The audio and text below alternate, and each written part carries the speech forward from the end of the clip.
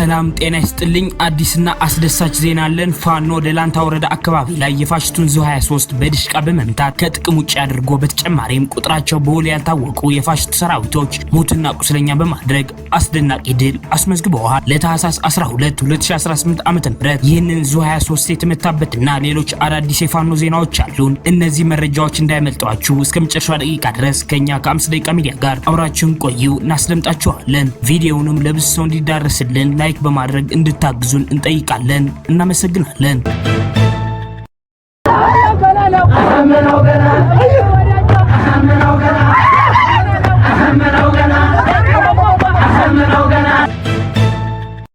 ሰበር ዜና።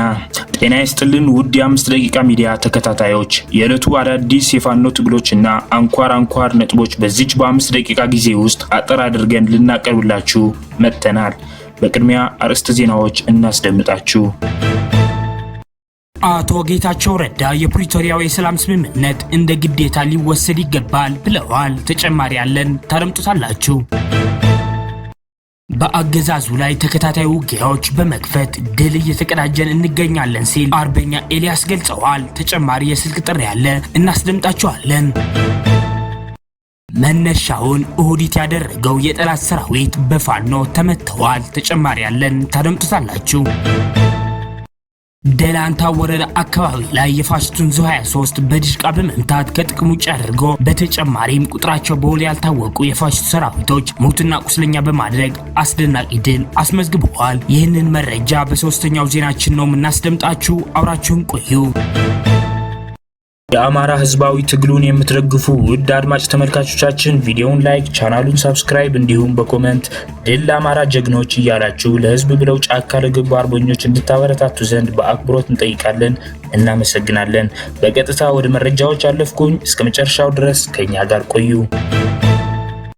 አቶ ጌታቸው ረዳ የፕሪቶሪያው የሰላም ስምምነት እንደ ግዴታ ሊወሰድ ይገባል ብለዋል። የቀድሞው የትግራይ ጊዜያዊ አስተዳደር ፕሬዝዳንትና የጨፍጫፉ የህወሓት አባል የነበረው የጠቅላይ ሚኒስትሩ የምስራቅ አፍሪካ ጉዳዮች አማካሪ ሚኒስትር አቶ ጌታቸው ረዳ የፕሪቶሪያው የግጭት ማቆም ስምምነት ሙሉ ለሙሉ ተግባራዊ የሚሆነው ሁለቱም ወገኖች ከሽኩቻ ወጥተው እንደ ግዴታ ሲወስዱት ነው ብለዋል። ጌታቸው ከስምምነቱ መፈረም በኋላ በትግራይ ፖለቲከኞች መካከል የተፈጠረው ችግር ስምምነቱ መኖር አለበት ወይስ የለበትም የሚል ሳይሆን የትግራይን ሽግግርን ማን ይመራ የሚል እንደሆነ ጠቅሰዋል። አክለውም ፕሪቶሪያ የፖለቲካ ኃይሎች አንድን ስምምነት ለቡድናዊ ጥቅም ሲያውሉት ሰላም ምን ያህል እንደሚሸረሸር በግልጽ አሳይቷልም ብለዋል። አሁን ሁለተኛው ዜናችን እናስደምጣችኋለን። ከዚህ በመቀጠል በሶስተኛው ዜናችን ዙ 23 የተመታበት አስደናቂ ድል የምናስደምጣችሁ ይሆናል። አብራችሁን ቆዩ። የጠላት ቅጥረኛ ሰራዊት መነሻውን እሁዲት አድርጎ እኩይ የጥፋት ተልዕኮውን አንግቦ አርሶ አደርን ለመዝረፍ ከቀኑ 5 ሰዓት ጀምሮ ከ10 በላይ የጭነት መኪናዎችን ይዘው ወደ አዩጓጉሰዋ ደበኮ ቀበሌ ተንቀሳቅሰዋል። የጠላት እንቅስቃሴ ሙሉ መረጃ የደረሳቸው የአፋብኃ ቴዎድሮስ ዕዝ 109ኛ ኮር የ88ኛ ክፍለ ጦር አመራሮች አካባቢው የምትንቀሳቀሰውና በፋኖ ሃይማኖት ታደሰ የምትመራው 3ኛ ሻለቃ ሁኔታውን ባነበበ ሁኔታ ጠላት ላይ ጥቃት እንድትፈጽም ግዳጅ ተሰጣት። ከዛም አይበገሬዋ 3ኛ ሻለቃ ከ1 ኪሎ ሜትር በላይ አስፍቶ የመጣን ጠላትን አብሪዎችን አጭላ ተከታይ አጥፊ የጠላትን ጭፍራን አኮማትራ መልሳለች። የ3ኛ ሻለቃን ኃይል መቋቋም ያቃተው የጠላት ጭፍራ ሙትና ቁስለኛውን አንጠልጥሎ ወደ ቀበረው ጉድጓዱ ፈርጥጧል። ወደ ሶስተኛው ዜናችን ስናሳልፋችሁ ፋኖ የጠላት ዙ 23 የወደመበትና ተኳሾቹ ሙሉ ለሙሉ በተደመሰሱበት ተጋድሎ ድል አስመዝግበዋል። በድል ታጅቦ ተጠናክሮ የቀጠለው የደጋው መብረቅ ኮር ተጋድሎ ጽናት ክፍለ ጦር ዙ 23ቱን በድሽቃ በማውደምና እውቅታ እንዲገጥመው ብሎም ከውጊያ ሜዳ እንዲወጣ በማድረግ በተጨማሪም ተኳሾቹን ሙሉ ለሙሉ በመደምሰስ እንዲሁም በርካታ እግረኛ ሰራዊት ሞትና ቁስለኛ በማድረግ ታላቅ ድል አስመዝግበዋል። በትናንትናው ዕለት ከዚህ አመልስ እስከ ግሸን ከደላንታን ወረዳ እስከ ተሪ ጠላት አድማሱን አስፍቶ ከጽናት ክፍለ ጦር አናውስቶች ጋር ግጥሚያ አድርጎ የዋለ ሲሆን የአማራ ህዝብ የቁርጥ ቀን ልጆች የሆኑት ፋኖች የፋሽቱን ዙ 23 በድሽቃ በመምታትና እውቅታ እንዲገጥመው በማድረግ ቁጥራቸው በውል ያልታወቁ የፋሽቱ ሰራዊቶች ሙትና ቁስለኛ አድርገዋል። ከጽናት ክፍለ ጦር ያልጠበቀው ድዳ ያደረሰበት የጥቁር ፋሽት ሰራዊቶች እግሬ አውጪኝ በማለት በሶስት አቅጣጫ ፈርጥጦ ወደ መጣበት የተመለሰ ሲሆን በተጋድለው ተተኳሽና የተለያዩ ሬሽኖች ሲማረክ ሬሽኖቹን የተመረዙ ሊሆኑ ስለሚችሉ በማለት ወዲያውኑ ጥቅም ላይ እንዳይውል ተደርገዋል። በአገዛዙ ላይ ተከታታይ ውጊያዎች በመክፈት ድል እየተቀዳጀን እንገኛለን ሲል አርበኛ ኤልያስ ገልጸዋል። ተጨማሪ የስልክ ጥሪ ያለ አድምጠነው እንመለስ። እሺ፣ አመሰግናለሁ። አርበኛ ኤልያስ ድንቁ እባላለሁ። የአማራ ፋኖ ብሔራዊ ኃይል ሰሜን አማራ ቀጠና በላይ እዝ የአራተኛ ደጃዝማች ኮር ወታደራዊ አዛዥ ነኝ። እንግዲህ በቀጠናው ውጊያ ጀምረናል። ለምናልባች ለ5 ወር ያህል ከሐምሌ ወር ጀምሮ በዚህ ቀጠና ውጊያዎችን በመተው የተለያዩ ስራዎችን ስንሰራ ቆይተናል። አንደኛው የተለያዩ የሰራዊት ስልጠናና ንልቦና ግንባታ በመስራት፣ ሁለተኛው የጠላት ደካማ ጎንና አስተላለፉን ለመገንዘብ የተለያዩ ስልቶችን እየተጠቀምን ቆይተን በዚህ ሰዓት ግን ለውጊያ ተሰልፈን የወጣን መሆናችን የሚታወቅ ነው። ሆኖም እንግዲህ ውጊያውን ስንጀምር ጠላት በተለያየ መልኩ በፖለቲካም ሆነ በእንቅስቃሴ አጥፍተናል እያለ እኛ ስራ ላይ መሆናችን ተረስቶ ለህዝባችን የተለያየ ፖለቲካ በመንዛት አንድ ጊዜ ወደ ኤርትራ ተሰደዋል፣ አንድ ጊዜ ወደ ሱዳን ተሰደዋል በማለት የተለያየ ፖለቲካዎችን ሲረጭ ቆይቷል።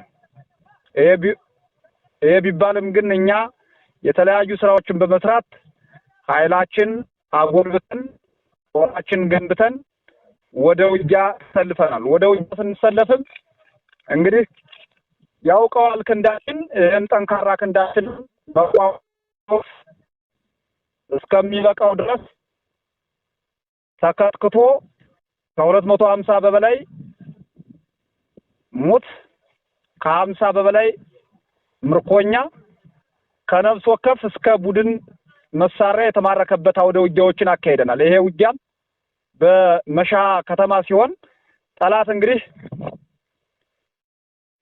መሽጎ የነበረበትን ቦታ እዛ ላይ አፈና ሊደረግ በታቀደበት ሰዓት እሱ መረጃ ደርሶት የተለያየ ቦታ ቀይሮ ተራራማ ቦታ በመያዝ በጣም ጠንካራ የተባለ ምሽግ አጠናክሮ እየጠበቀ በነበረበት ሰዓት ነገር ግን ብርቱ ኃይላችን ያን እሱ ጠንካራ ብሎ የመሸገበትን ተራራ ተበርበራውን አውጥቶ ደምሶታል። ለዚሁም እንግዲህ ይሄ ውጊያ 503 ናት። 503 78ኛ የምትባል ክፍለ ጦር ናት። ክፍለ ጦር ያው እንደሚታወቀው በዚህ ቀጠና ላይ በትልቁ ክንፋን ዘርግታ የነበረች ናት። ነገር ግን እንዳለ አንድ ሬጅመንት ብቻ ቀርታን ነበረች። እሷን ሬጅመንትም ጨርሰናል። እንደምታውቁት በባለፈው 2 ሬጅመንቶችን ከሆልሁመር ወደ ቁጥር 1 እየሄዱ የነበሩትን በደፈጣ ውጊያ ሙሉ ለሙሉ መደምሰስ የተቻለበት 2 ሬጅመንትን ከቁጥር 1 ወደ አዲስ ዓለም ሲጓዝ በነበረበት ሰዓት የተደረሱ 4 ሬጅመንት ካሁን በፊት ደምሰን የቆየን ሲሆን በሐምሌ ወር አሁን ላይ አንድ የተረፈችውን 5ኛ ሬጅመንት የምትባለውን ሬጅመንት ሙሉ ለሙሉ መደምሰስ የቻልንበት ውጊያ መሆኑን መግለጽ ፈልጋለሁ። ሌላው እንግዲህ በዚህ ውጊያ ላይ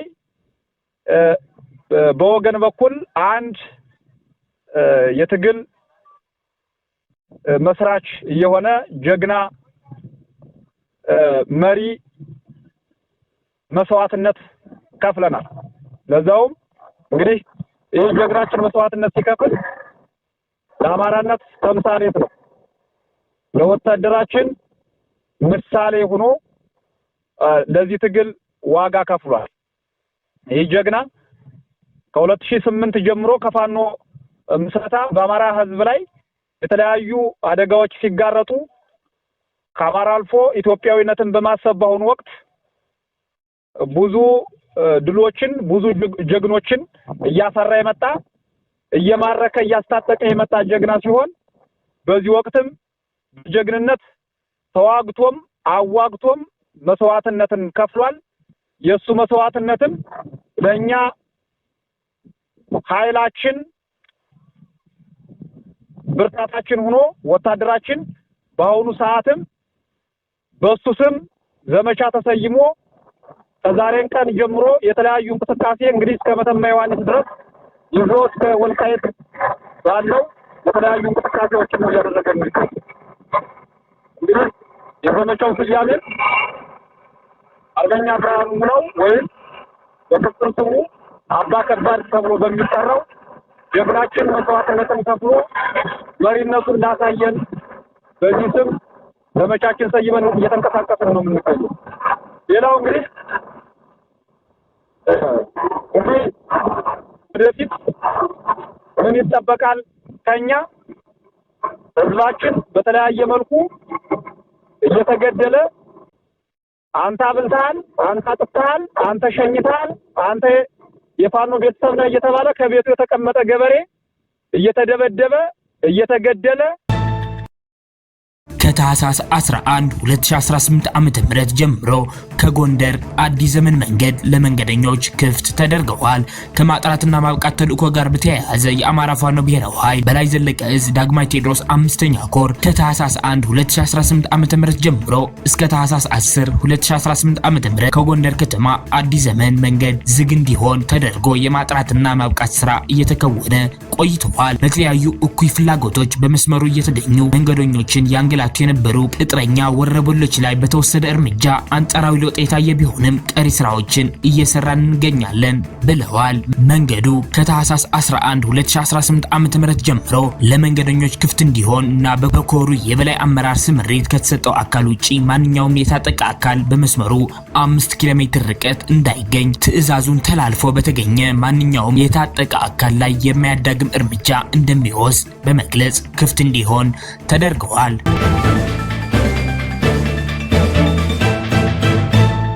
አድማጭ ተመልካቾቻችን ለሰዓቱ የነበሩን የ5 ደቂቃ ዜናዎች እነዚህን ይመስላሉ። በቀጣይ የምንሰራቸው ዜናዎች እንዲደርሷችሁ ቻናሉን ሰብስክራይብ በማድረግ እንዲሁም የደወል ምልክቷን በማብራት ቤተሰብ እንዲሆኑ እንጠይቃለን። እናመሰግናለን።